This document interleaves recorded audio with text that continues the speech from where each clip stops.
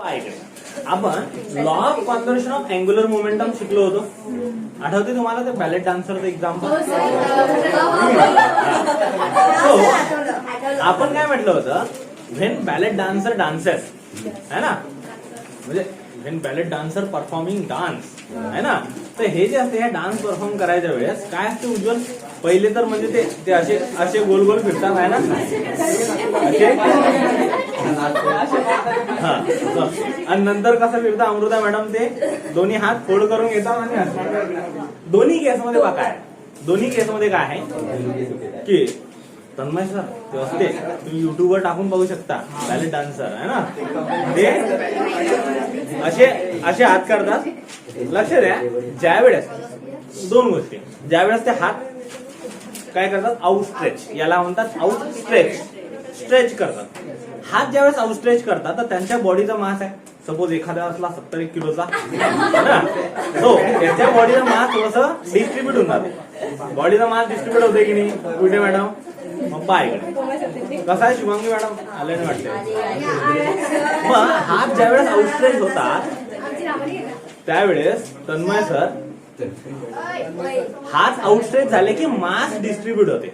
हात आउटस्ट्रेच झाले की आणि मास डिस्ट्रीब्यूट झालं म्हणजे त्या बॉडीचं, आपल्या सगळ्या बॉडीचं मास म्हणजे आपल्या हाताचं मास, पायाचं मास, डोक्याचं, मेंदूचं मास यात इन्क्लूड असते. ओके, मग गोष्ट अशी आहे की ज्यावेळेस आपण हात आउटस्ट्रेच करतो तर आपल्या बॉडीचं काहीतरी मास बाहेर डिस्ट्रीब्यूट होते. हा आपला ऍक्सेस ऑफ रोटेशन आहे. आपण याच्या अराउंडच रोटेट होतो ना त्या बॅलेट डान्सर. मग या ऍक्सेस ऑफ रोटेशन पासून मास दूर जातं आहे ना. मास बॉडीचं तेवढंच आहे, मास बॉडीचं तेवढंच आहे, पण त्याचं जे डिस्टन्स आहे ना ऍक्सेस ऑफ रोटेशन पासून हे वाढतं. मग मुवमेंट ऑफ इनर्शिया आपण शिकलो होतो, it is the sum of product of masses of particle and square of their distances from the axis of rotation. किंवा मुवमेंट ऑफ इनर्शियाला इन टर्म्स ऑफ आपण radius of gyration M K square म्हणायचो.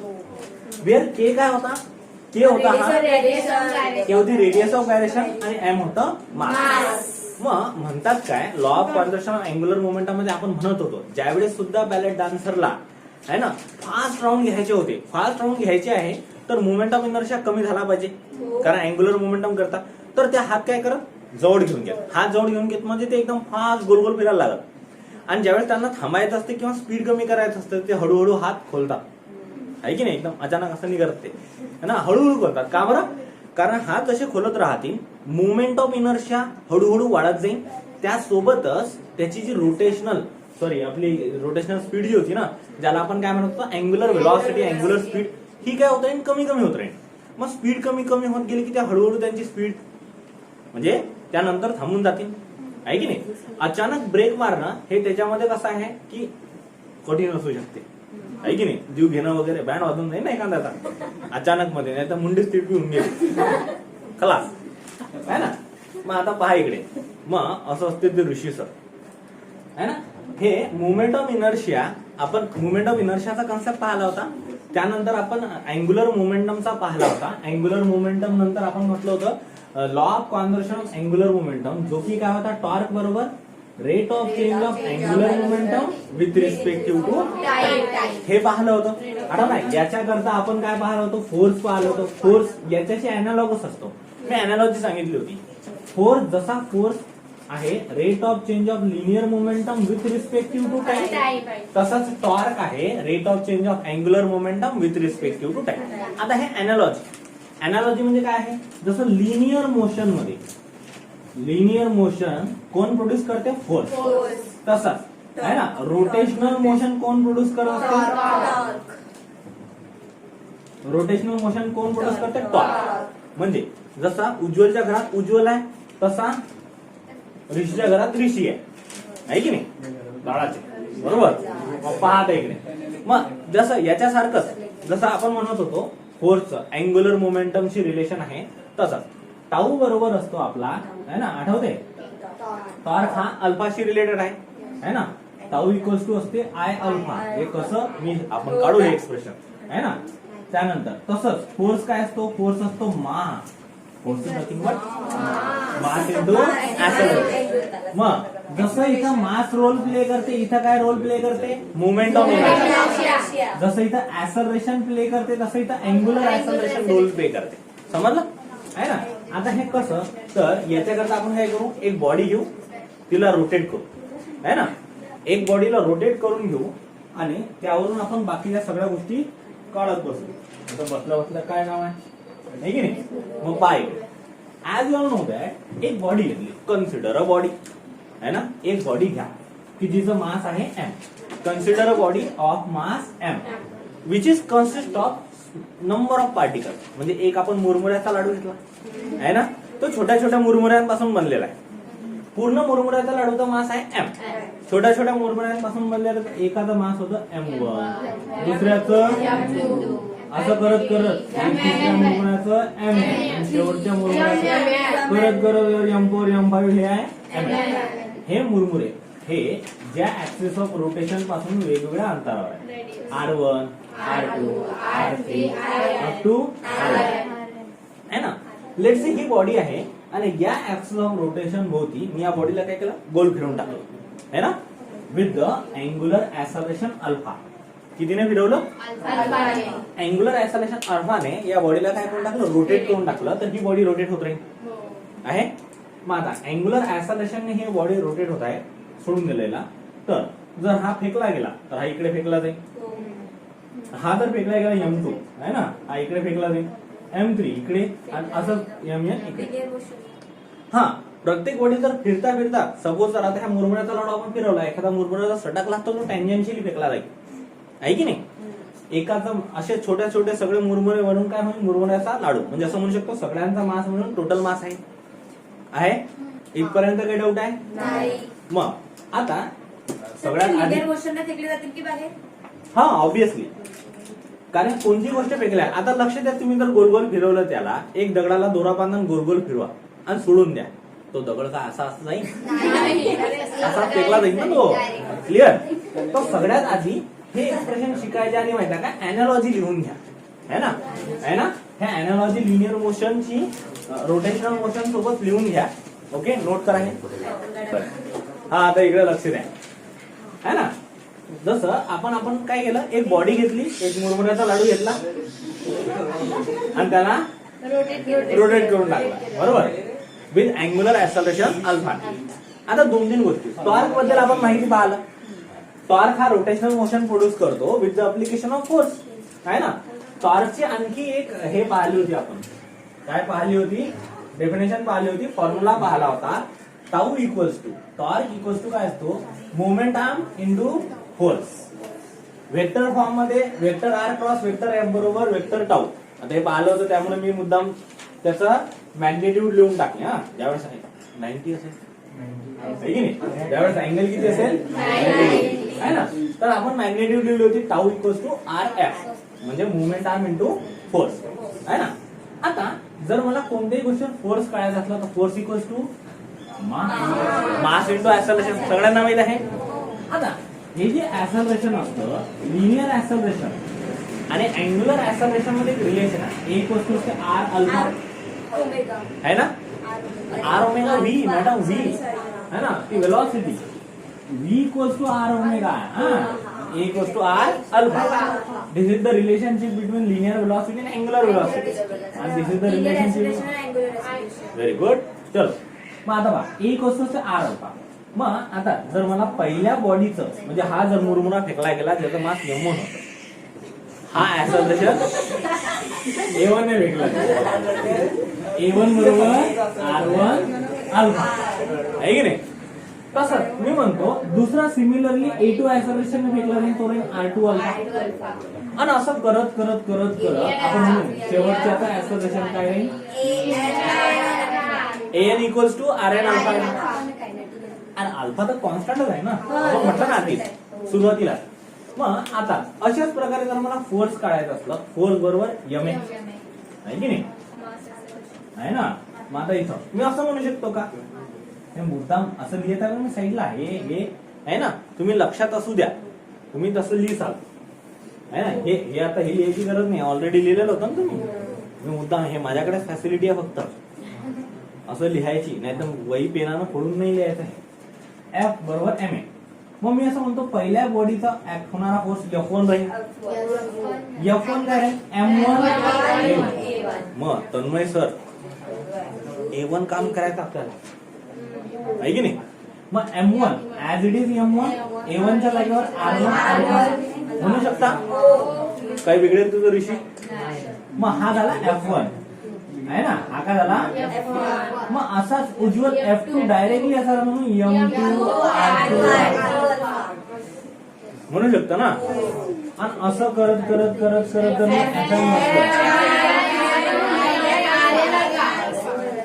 आहे की नाही. मग आता पहा जसं हे आहे ऍक्सलरेशनचं पाहिलं फोर्सचं पाहिलं काय म्हणू शकतो मी. जर मला पूर्ण बॉडीचा टॉर्क आहे ना. आता बॉडी हे पूर्ण बॉडीचा टॉर्क आहे सगळ्यांच्या टॉर्कची ऍडिशन. मग पहिल्या बॉडीचा टॉर्क बरोबर काय असतो R1. मग जर मला पहिला बॉडीचा टॉर्क म्हणजे पहिल्या या पार्टिकलचा टॉर्क काढणार याच्यावर ऍक्ट होणारा टॉर्क तर याला म्हणतो मी τ1 बरोबर R1 F1 आहे. मग R1 F1 काय नाही R1 F1 ची व्हॅल्यू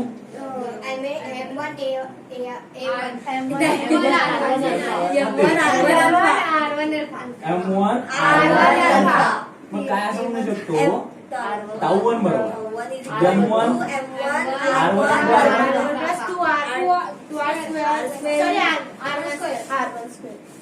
सगळ्यात पहिले हळूहळू हळूहळू हा M1 R1² अल्फा. आता जसा τ1 आला काय मी म्हणे τ2 सारखाच τ1 सारखाच म्हणजे टॉर्क 1 सारखा टॉर्क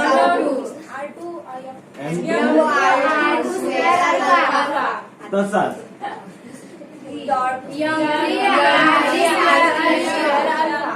असं सोन ऑफ टू करता करता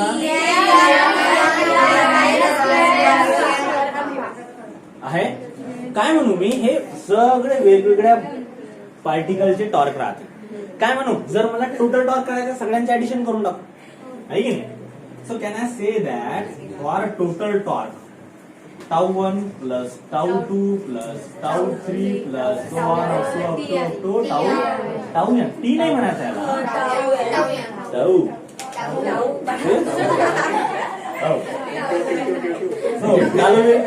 व्हॅल्यू क्या आएंगी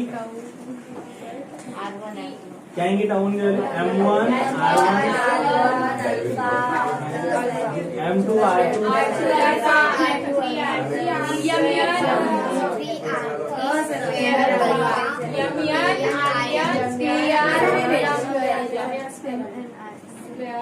काय कॉमन दिसते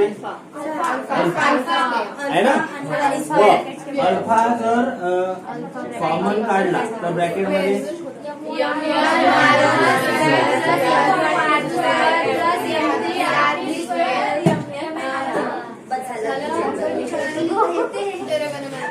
प्लस 1 अप टू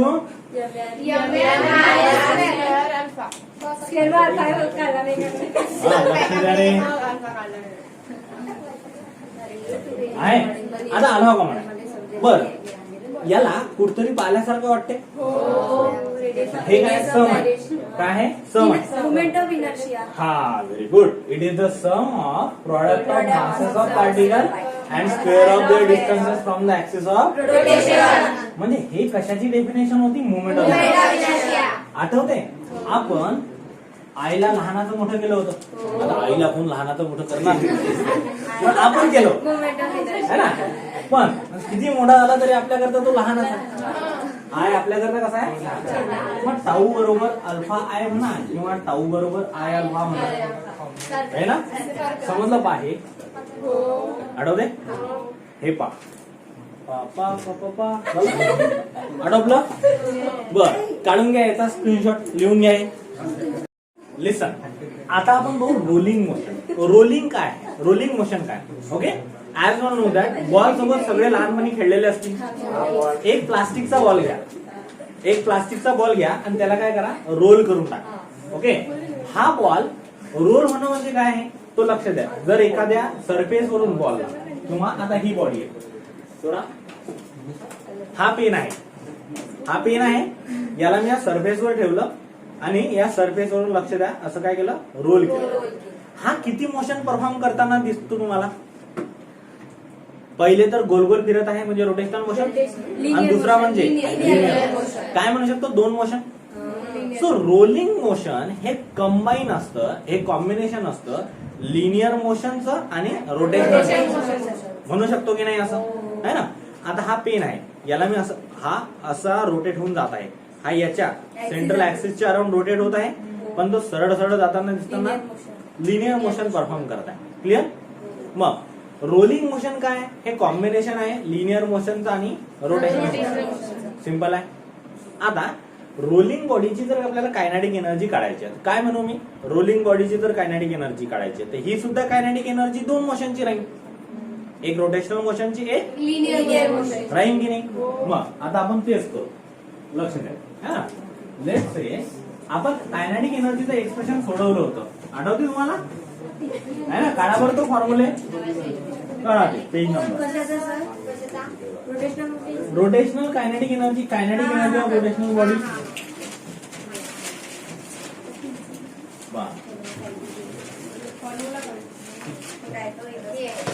लक्ष द्या, लहानपणापासून एक गोष्ट शिकत आलो की कायनेटिक एनर्जीचा फॉर्म्युला काय असते.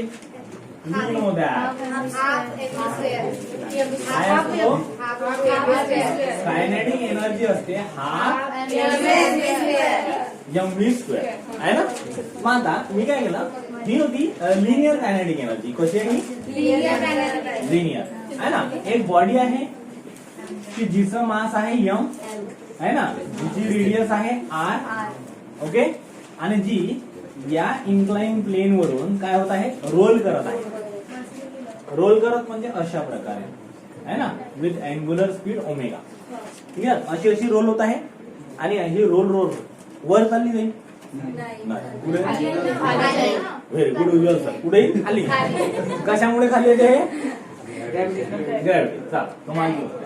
मग काय मी म्हणतो की याला आपण म्हटलं ही बॉडी रोल करत आहे तर ही किती मोशन परफॉर्म करत आहे? तो ये बॉडी दो मोशन परफॉर्म कर रही है. पहला है रोटेशनल मोशन क्योंकि रोटेट हो रहा है इस एक्सिस के अराउंड, और दूसरी लीनियर मोशन क्योंकि सीधी सीधी जा रही है along the straight line.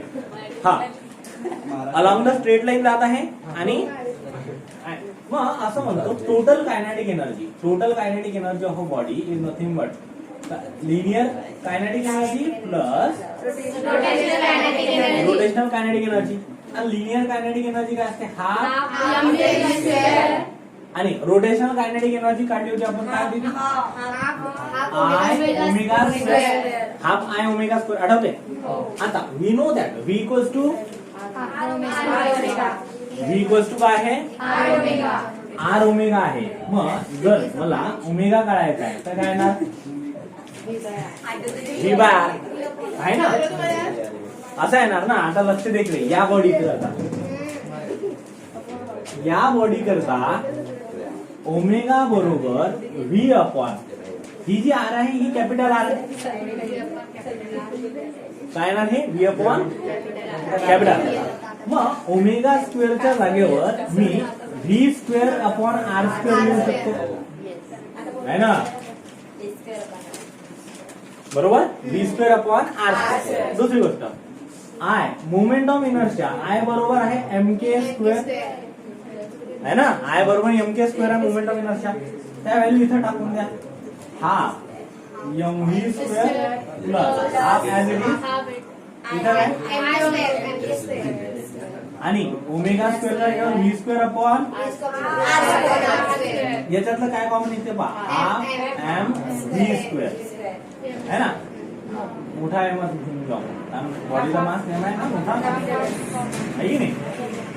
Half M V square common काय निघलं? 1 प्लस के स्क्वेअर अपॉन, मग ही येणार total kinetic energy of rolling body. हे कशाची ना total kinetic energy? Rolling body. समजलं? So total kinetic energy of rolling body is half M V square into 1 plus K square by R square, where K is called radius of gyration. हे काय आहे? Clear? वेगवेगळ्या body करता radius of gyration वेगळी नाही. Cylinder घेतलं वेगळी, है ना? बॉल घेतला, जर तुम्ही रबरी बॉल घेतला तर वेगळी, किंवा भरीव घेतला म्हणजे हॉलो स्पिअर घेतला वेगळी, जर तुम्ही त्याच्या जागेवर सॉलिड स्पिअर घेतला वेगळी, जशा प्रकारची तुम्ही बॉडी बदलताना मुवमेंट ऑफ इनर्शिया बदलेल, रेडियस ऑफ गायरेशनची व्हॅल्यू बदलेल, आहे ना, समजलं? मग त्याच्यामुळे ह्या व्हॅल्यू ज्या आहे रोलिंग बॉडीच्या हे चेंज होत राहते. क्लिअर? समजलं काय हे? आहे ना, हे एवढं नोट करून घ्या.